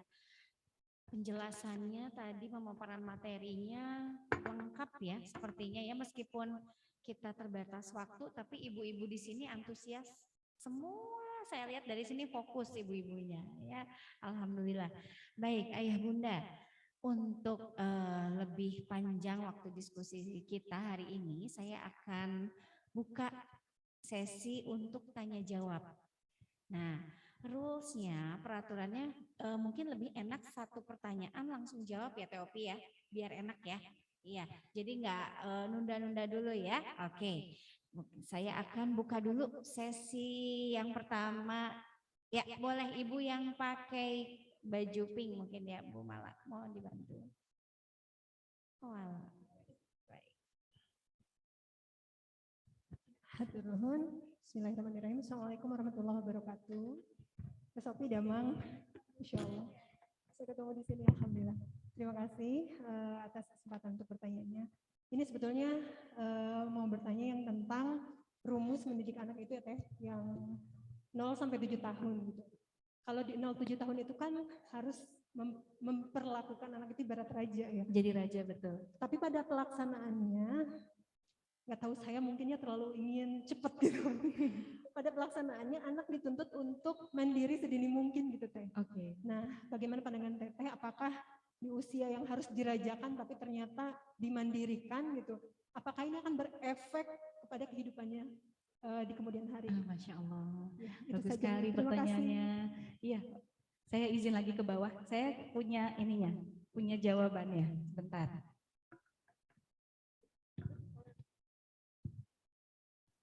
Karena memang banyak pertanyaan di situ, saya kemarin bikin rumusannya Teh Ayu. Nanti boleh dilihat. Karena ini seringkali salah paham di area sini.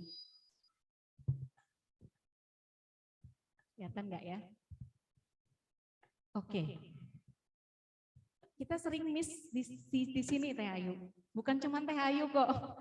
Ibu-ibu yang lain juga sama. Bahkan kalau saya ngasih materi tentang ini ya, mereka sering bilang, Teh Opi garansinya, Teh Opinya, Keko Abdi dijadikan raja nanti di 7-12, rajanya nanti mau turun tahta enggak? Sampai saya sering, kalau bercandaan gitu ya, ibu-ibu sering bilang. Karena kita kadang terjebak dengan persepsi, kalau kita mau anak kita mandiri, maka mandirikan sedini mungkin. Kalau anak kita mau siap untuk bisa beradaptasi nanti di dunia berkompetisi di era global, maka kita kadang-kadang seringkali hal-hal yang harusnya di ujung sama kita tuh ditarik ke bawah.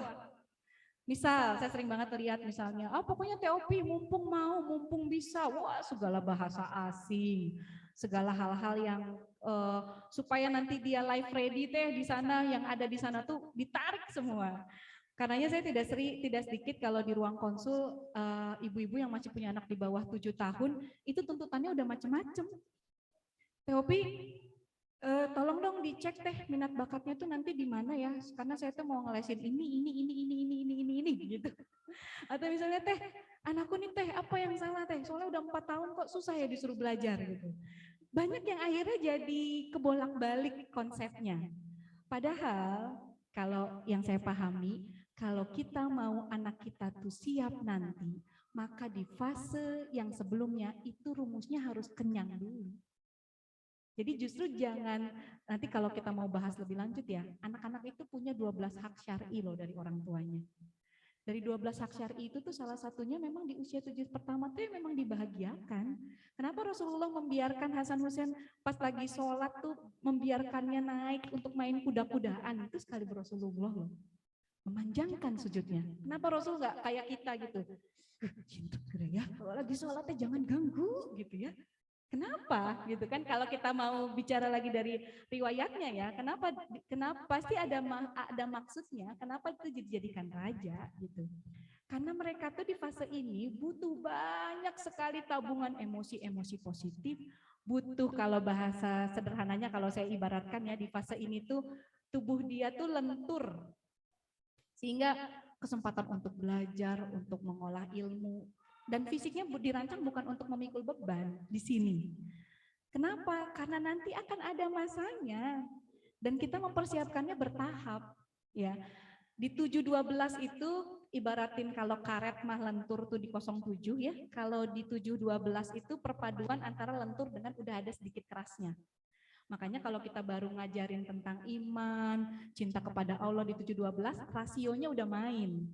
Dia akan bilang, kakak buat baik kak sama ibu, jangan ngelawan. Nanti kalau kakak baik sama ibu, di surga itu indah sekali, kakak bisa minta apa aja yang dimau. Masa sih? Emang di surga ada counter HP? Jawabannya udah gitu, logikanya yang main. Tapi coba diceritain sama anak umur 7 tahun. Kakak sama-sama ke surga ya. Insya Allah kalau kita sama-sama ke surga, kita cerita tentang surga. Itu yang ditangkap oleh indranya, imajinasi positif. Makanya kenapa harus banyak tabungan di sini.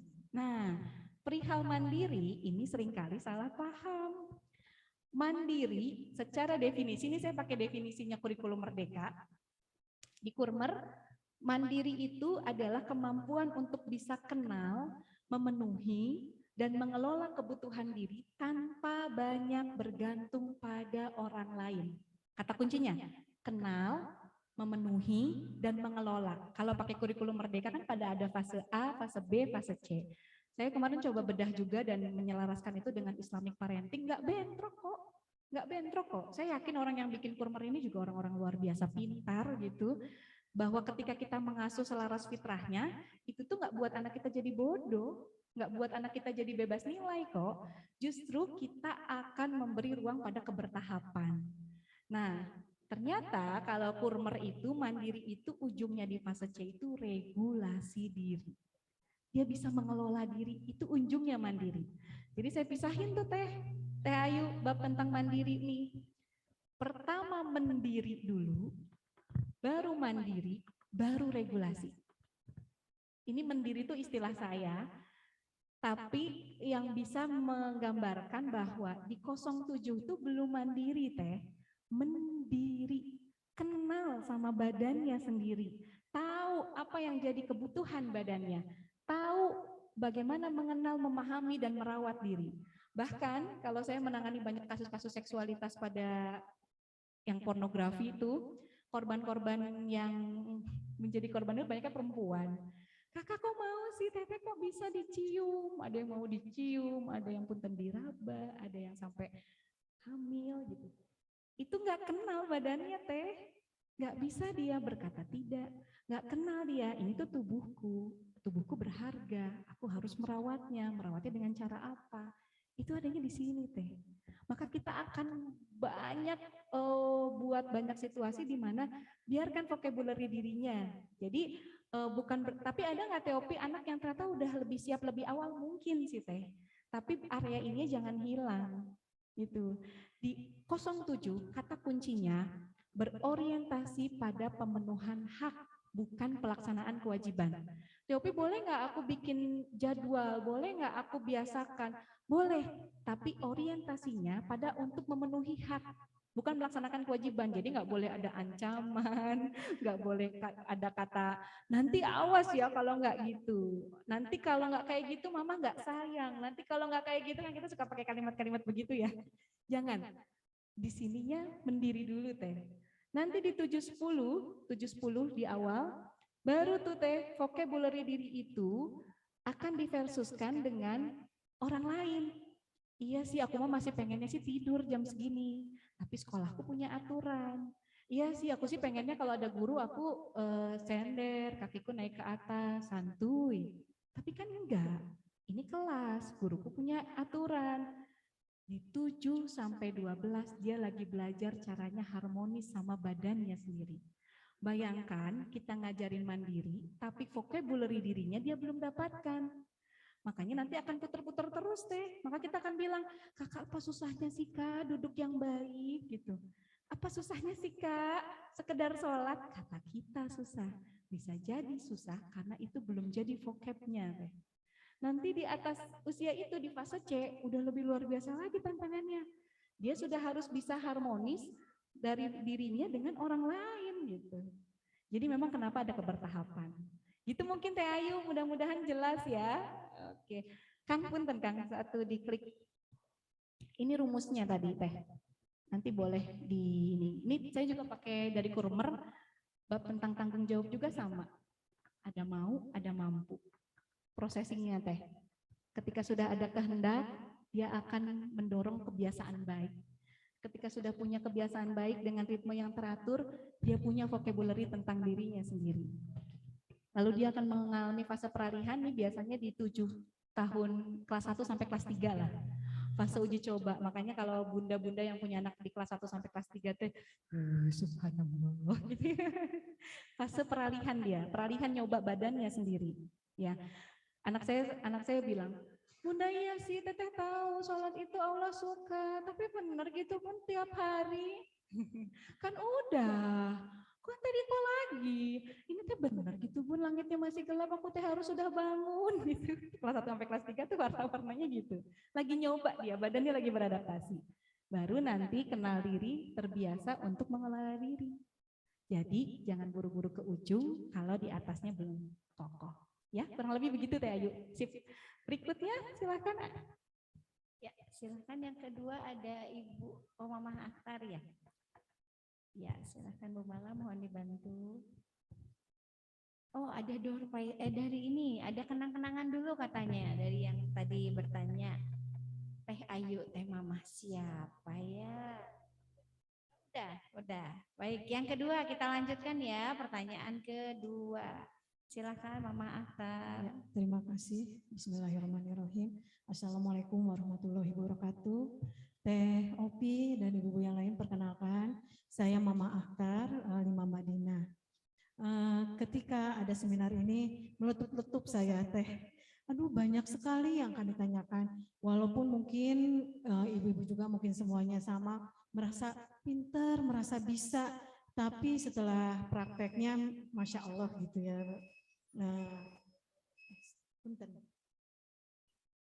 Dan begini Teh, ketika kita, maaf Teteh anak lagi di luar mungkin bertanya, boleh saya jawab izin? Ada di ruang seminar ya,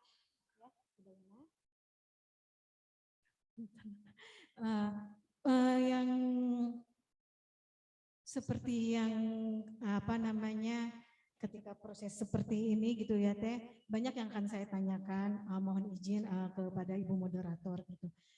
Anak saya 3 kuliah, SMP, SD.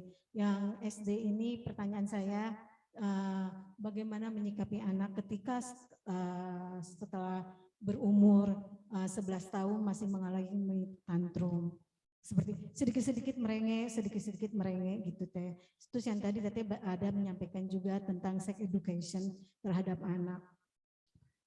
Kebetulan sekali teh ini yang terakhir yang terjadi ketika anak saya menanyakan ke saya tentang seks edukasi karena pembicaraan mungkin dengan teman sebayanya di luar rumah. Mah, karena maaf mungkin di sini mungkin anak menanyakan, mah ternyata dari pembicaraan teman-teman saya katanya ternyata ada perasaan enak untuk itu. Sampai-sampai teman saya itu menanyakan, kamu udah pernah melakukannya enggak? Dan yang menjadi saya itu terkaget bagaimana saya akan menjawabnya ketika, mas saya juga penasaran jadi pengen karena teman saya juga mempertanyakan seperti itu. Saya kaget dan bagaimana, ya seperti itu. Jadi saya kaget bagaimana menjawabnya dan saya berusaha sedapat ilmu saya seperti itu. Dan mohon izin lagi ada pertanyaan lagi, bagaimana ketika kita tahu TOP, kita tahu, aduh jangan marah sama anak ini, aduh saya jangan sampai emosi dengan anak ini. Dan ketika pelajaran parenting saya terapkan di rumah, udah melakukannya, sabar, ngomong yang baik, 4 mata, ketika anak saya 3, saya 1-1, ketika menghadapi masalah, saya masuk ke kamar 1-1, udah saya lakukan itu. Tapi ketika kenyataannya, setelah saya sampaikan, saya nasehatin, ternyata dilakukan lagi. Loh kok masih, kan udah dinasehatin. Saya ikutin parenting yang clue-clue dari parenting, ternyata anak masih melakukan hal di luar dugaan kita. Itu kita harus seperti apa?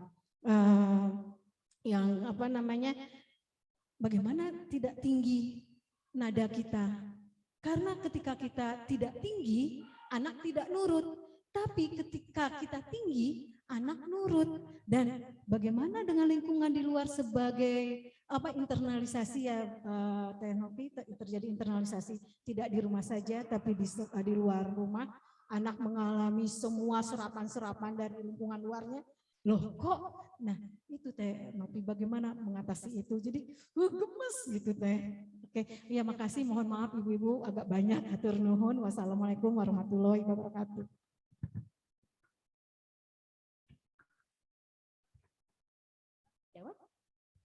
Baik, Mama Hansa ya tadi ya. Mama Ahtar kok saya tiba-tiba jadi ingat Hansa.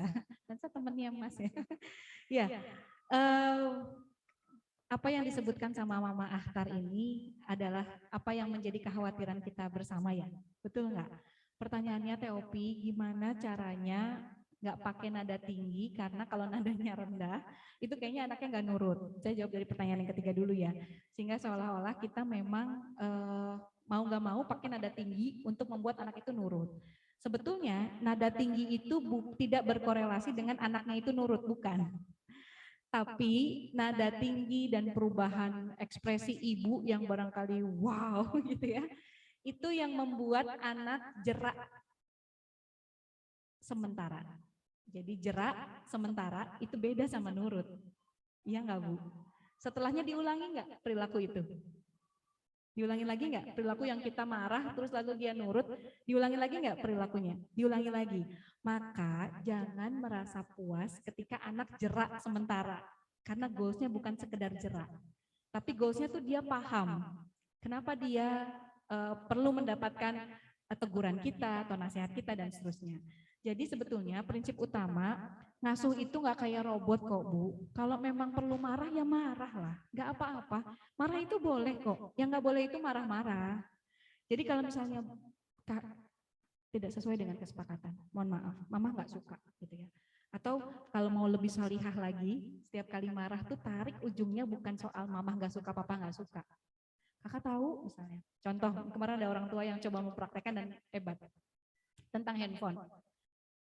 Udah perjanjian, boleh pegang handphone. Kalau di 712 boleh ya. Jadi 712 itu kewajibannya itu dilakukan dulu untuk dia mendapatkan haknya.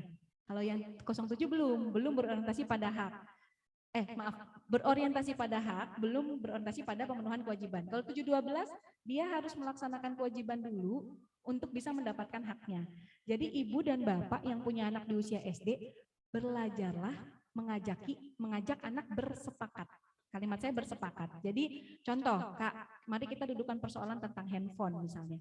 Handphone ini benda yang seperti apa? Contoh, handphone ini benda yang menurut Bunda banyak manfaatnya, tapi juga punya banyak potensi mudaratnya, gitu ya. Maka handphone ini kita sepakati tidak digunakan sebebas-bebasnya. Maka handphone ini karena ada positifnya dan negatifnya, dan Bunda bertanggung jawab kepada Allah untukmu, maka kita sepakati bahwa ini tidak digunakan sebebas-bebasnya. Itu kesepakatan kan? 2, sepakati bahwa ini bukan hak milikmu, tapi ini hak guna pakai. Sehingga pemiliknya adalah tetap ibu, misalnya gitu. Itu kan kesepakatan. Oke, kalau begitu bersepakat kamu boleh memegang handphone jika apa? Jika 1, jika sudah menyelesaikan standar dan kewajiban pagimu. Jika 2, kamu sudah menuntaskan tugas-tugasmu. Itu kita boleh bersepakat. Ketika nanti anak tidak sesuai dengan kesepakatan kita, maka kita kembalikan kepada kesepakatannya. Nah, disepakati juga kalau nanti masing-masing di antara kita ada yang tidak sesuai, konsekuensinya apa? Di fase ini, di 7-12 tahun, pembelajarannya sifatnya consequential learning. Jadi harus sudah ada konsekuensi, Bu. Boleh misalnya dia menyepakati, boleh kalau begitu jatah kakak selama 3 hari ke depan sudah diambil, karena hari ini kakak nonton lebih dari 1 jam. Maka hari Selasa dan hari Rabu kakak tidak ada jatah untuk nonton pegang handphone. Maka bersepakat dan komitmen dengan itu. Kadang-kadang kalimat kita tuh nggak perlu banyak, kita hanya perlu tega, tegas ya. Tega dan tegas itu beda sama kejam. Bukan, kalau enggak ya enggak gitu. Enggak ya enggak. Dan ibu sama bapak suaranya harus sama. Ya, jadi mungkin bisa disiasati dengan membuat kesepakatan. Itu jawaban untuk pertanyaan yang ketiga. Pertanyaan yang kedua tentang seks edukasi. Jangan yang kedua dulu, yang pertama dulu. Tentang tantrum, Bu. Harapannya bahkan masuk di 7-12, gejala-gejala tantrum itu harusnya, harapannya itu sudah tidak muncul. Tapi saya perlu mendalami sih tantrumnya tuh gimana. Apakah merengek, atulah mama bantuin, atulah terlambat, kalau terlambat aku malu gitu ya. Dia yang bikin terlambat, kita yang dimarahin gitu ya. Dia yang tantrum, dia yang gak mau, kayak gitu bukan maksudnya tantrum. Kalau itu harusnya udah gak boleh. Bisa jadi tanpa sadar kita terus-menerus memfasilitasi. Yaudah sekali aja ya sama mama ya, sekali aja nih mama yang bilang sama Bu Guru. Tapi besok nggak boleh ya. Iya, mamanya backingin lagi. Mungkin dia ngelihat perilaku nggak konsisten dari kita, sehingga dia ngelihat, aku mah tenang aja, tidak ada masalah yang tidak bisa diselesaikan sama mamaku. Gitu. Jangan sampai anak-anak kita berpikir begitu. Kenapa? Di fase 11 udah kesini, Bu. Udah tanggung jawab. Dia sanggup, mau dan mampu memikul apa yang menjadi pilihannya. Saya sering bilang misalnya nih, anak-anak saya harusnya udah berangkat sekolah, yang satu masih nyoo ucing, yang satu lagi ganti air kolam ikan. Saya bilang, saya ingatkan, kewajiban saya ingatin, saya bersepakat di rumah. Bunda dan ayah tidak ingin marah-marah. Maka setiap kali ada hal yang di luar kesepakatan, Bunda ingatkannya 3 kali. Di atas 3 kali itu udah bukan lagi ada di areanya Bunda. Kewajiban Bunda mengingatkan sudah. Maka tanggung konsekuensinya. Misal, ayah akan mengantar jam 7:15. Maka kalau kakak dan adik kalau mau ikut ayah, maka bersiaplah sebelum 7:15. Kemarin ada pertanyaan tuh di parenting. Teopi ini urusan berangkat pagi tehnya, ampun, jangan rebutan kamar mandi, rebutan ini itu. Akhirnya ayahnya jadi telat juga ke kantornya dan seterusnya gitu ya. Buat kesepakatan. 7:15 ayah berangkat ke kantor, yang belum siap ditinggal. Itu konsekuensi. Maka dia akan ngatur. Jadi di usia 11 tahun lepaskan bantuan. Ya, jangan jadi backingan anaknya lagi.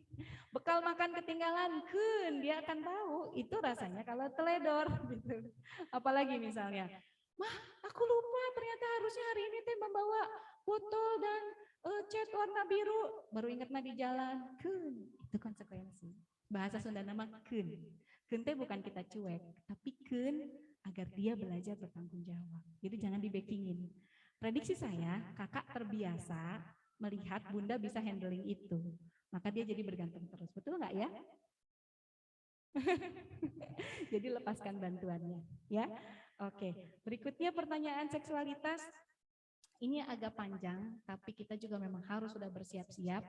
Bab tentang pendidikan seksualitas itu sebetulnya saat kita ngasuh dengan apik seperti yang tadi saya ceritakan, ngasuh seksualitas itu bukan barang baru sebenarnya. Jadi kita nggak perlu takut kok, punten. Teman-temannya mungkin ada yang suka nonton video porno, ada yang mungkin sudah mulai itu emang anak-anak udah nyoba masturbasi ada di SD sekarang, Bu. Jadi sudah mulai masuk. Tapi kalau dia sadar badannya sendiri, kemampuan berpikirnya sama kita dilatih, imannya sama kita dirawat, kita nggak perlu takut sebetulnya. Dia akan punya filternya sendiri. Yang menyedihkan saat ini, pengalaman saya di beberapa sekolah, yang jadi sumber masalahnya 1-2 orang, Bu, biasanya di kelas. Ada aja emang, Bu, di tiap-tiap sekolah tuh sampai saya sepekan kemarin tuh dipanggil di beberapa sekolah, sampai kita bilang, oh iya ini kalau di satu ini ada ikonnya, misalnya di sekolah A si ikon yang anak apa ya terpapar pornografinya itu si A, si B, si C, si D gitu. Tapi saya perhatikan, kenapa gara-gara si A lalu sekelasan itu jadi kayak ibu-ibunya kebakaran jenggot kan? Jadi panik, kok anakku ngomongin kondom, ngomongin oyo, ngomongin apa segala macam. Saya bilang nggak perlu panik, nggak perlu khawatir. Ada banyak hal yang nggak bisa kita kontrol, tapi fokuslah pada hal yang bisa kita kontrol. Apa yang bisa kita kontrol? Anak kita, Bu. Apa yang bisa kita kontrol dari anak kita? Pastikan kemampuan berpikirnya aktif, pastikan imannya terawat, pastikan relasi dengan kitanya baik gitu. Jadi kayak gitu. Terus Teopi, kapan sih saat yang tepat untuk ngomongin tentang seks? Ngomongin tentang seks sama anak, kata kunci pertama adalah ketika dia bertanya sebetulnya. Ya, kalau kita sekarang rata-rata sudah head dan wet dream di usia 9-10 tahun, memang kita udah harus mulai prepare ngobrol itu sebelumnya. Kalau dulu kan kita SMP ya, dan itu rata-rata kita udah dewasa. Nah kalau sekarang udah mulai, Bu, jadi emang ngobrol dan jangan panik. Kata kunci ngobrolin seks dengan anak tuh KISS, KISS. Keep it short and simple. Jadi misalnya kayak kemarin ada pertanyaan bagus, lagi makan bareng lihat ada kambing lagi kawin. Ayah bunda kayak gitu ya waktu bikin aku. Jawabannya apa? Jadi nggak enak makan kan tiba-tiba lagi makan. Ayah bunda kayak gitu ya. Jawabannya apa? Keep it short and simple. Jawabannya apa? Jawabannya tidak. Tidak. Karena bunda dan ayah bukan kambing. Selesai, Bu.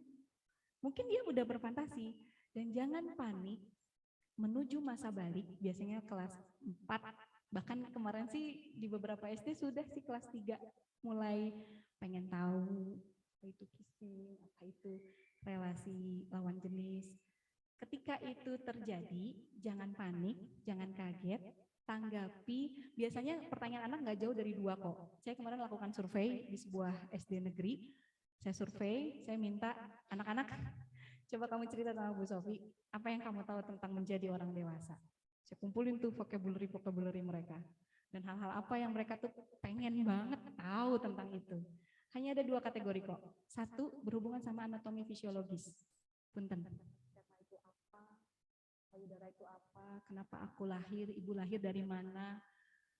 Jadi hal-hal yang sifatnya anatomis. Bahkan ada yang bertanya, kenapa penis itu bentuknya seperti sosis? Ada, itu pertanyaan-pertanyaan anak-anak gitu loh, yang alamiah. Hal kedua adalah hal yang sifatnya tentang relasi. Jadi relasi itu contoh, crush, gebetan, tentang suka. Bahkan ada yang tanya, bunda dan ayah bilang kalau pacaran itu masuk neraka. Lalu bunda dan ayah, kenapa nggak masuk neraka padahal dulu ayah dan bunda pacaran misalnya. Jadi menanggapi pertanyaan-pertanyaan seperti itu, jawabannya bukan mendoktrinasi, bukan. Kalau tadi yang bertanya fisiologis, saya jelaskan. Betul Kak, itu namanya penis. Allah ciptakan penis untuk apa? Ceritakan. Kan memang secara ilmiah ada tujuannya ya Bu. Gitu. Jadi keep it short and simple, akan masuk lewat dari kalimatnya. Tapi saya titip kelas 3, kelas 4 lah. Udah mulai ngobrol soal balik. harusnya sih baiknya ayah. Kak, nanti kamu akan balik. Nanti balik itu apa? Kamu mengeluarkan apa? Ketika itu sudah terjadi, apa kewajibanmu? Kenapa dalam Islam tuh ada perintahnya untuk mandinya mandi besar, bukan hanya mandi biasa? Itu tuh kenapa? Cairannya nanti kayak gimana? Kalau itu terjadi, kamu hubungi, kamu bilang sama bapak. Nanti kita ngobrol. Itunya udah ada pembekalan, Bu. Kenapa? Kita harus meminimalisir pertukaran informasi yang terjadi pada teman, antar teman. Kalau bertukar informasinya antar teman tuh Masya Allah Pak, macam-macam redaksinya. Begitu mungkin Bu. Masih ada waktu apa udah habis? Sudah ya, Masya Allah sudah habis. Iya, alhamdulillah ya. Masya Allah, Teh Opi ini lengkap penjelasannya. Enggak, saya tuh suka khawatir supaya jangan sampai keluar dari ruang parenting teh jadi ngarah ulang, jadi pesimis, jangan gitu. Justru harus optimis ya Bu. Betul, iya. Ayah Bunda, sebelumnya saya mohon maaf dulu ini karena saya sudah di warning sama panitia bahwa memang kita waktunya sangat terbatas sekali mungkin ya. Tapi jangan khawatir. Ada 2 pertanyaan, mungkin nanti pertanyaannya dari saya boleh ya? Nanti saya kasih pertanyaan, benar salahnya dari Teh Opi, betul? Ya, nanti boleh Ibu Panitia boleh dibantu siapa yang duluan jawab ya, nanti dapat door prize dari panitia. Ya, berapa pertanyaan? 3. Oh. Oke, ya. Pertanyaan yang pertama. Apa ya? Di umur 07, apa ya yang harus dibentuk pada anak? Ya, Umala, silakan.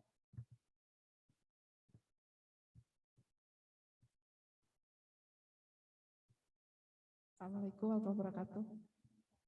Menurut saya dan yang tadi saya simak juga dari Ibu Sofi, di 0 sampai 7 tahun itu yang pertama itu adalah mencontohkan keteladanan. Jadi ya kita ingin anak kita mandiri, maka contohkanlah sesuatu yang akan membuat dia mandiri. Seperti itu mungkin Bu, nggak terlalu banyak. Iya, mendekati betul. Kalau ditanya apa yang dibangun, kata mau. Oh Iya iya tadi ya. Oh, iya, betul. Di 0 sampai 7 itu mau, kemudian di 7 sampai 12 itu yang mampu, dan 12 sampai 8 itu sanggup. Seperti itu. Iya, alhamdulillah. Iya, sip. Boleh beri tepuk tangan Bapak Ibu. sama dodolnya. Iya, oke. Yang kedua ada voucher dari Bandung Eye Center senilai 4. Oh, senja dulu katanya. Dari kerudung senja. Oke. Secara Islam, golden age untuk membentuk anak itu sampai umur berapa ya? Oke, Ibu yang di belakang sepertinya yang pakai kerudung abu-abu. Boleh lah, boleh. Sahur nate, panitia mate kayaknya mangga tuh. Tadi banyak. Kenging katana. Sudah mundur duluan. Siapa tadi yang ngacung? Ayo. Depannya aja lah ya biar nggak jauh. Iya, mangga silakan. Tadi pertanyaannya Bu Tanti. Baik. Secara Islam golden age untuk membentuk anak itu sampai umur berapa? Secara Islam 15 tahun. betul. Oke, siap. Satu lagi ya. Voucher 400.000. Voucher 400.000 dari Bandung Eye Center. Pertanyaannya, sebutkan 3 fase dalam pembentukan adab dan cinta pada kebiasaan anak. 3 tahap mungkin ya. 3 tahap. 3 tahapnya apa? 3 tahap. Oke, Ibu yang pakai kerudung merah. Teratur dan terulang. Terencana. Satu lagi. teratur, terurah, terencana. Apa ya? Satu lagi saya lupa. Bentar. Teratur, terencana. Wah, salah tiganya. Apa ya? Teratur, terencana, bertahap ya. Masya Allah, Masya Allah. Voucher 400.000 dari Bandung Eye Center dan dodol piknik. Masya Allah, Masya Allah. Boleh tepuk tangan semua untuk ayah bunda hebat dan ibu pemateri kita yang juga hebat ya. Oke, ayah bunda, terima kasih kami ucapkan khususnya kepada TOP yang telah berbagi ilmu yang luar biasa. Boleh saya minta takbir untuk TOP ya? Allahu Akbar. Allahu ya. Akbar. Allahu Akbar. Semoga ilmu yang Ibu bagikan hari ini kepada kami menjadi amal jariah untuk Ibu. Dan semoga Ibu senantiasa diberikan kesehatan, dimudahkan dan dilancarkan segala urusannya, diberkahi setiap langkahnya oleh Allah Subhanahu wa taala. Amin amin ya robbal alamin. Mungkin ada kenang-kenangan mungkin ya dari pihak sekolah dan dari Jami'iyah yang akan disampaikan oleh yang pertama dari sekolah dulu, yang akan disampaikan oleh Bapak kita tercinta Bapak Tatang Laksana SPDI GR. Silakan Bapak, silakan. Boleh. Penyerahan plakat dan kenang-kenangan dari sekolah.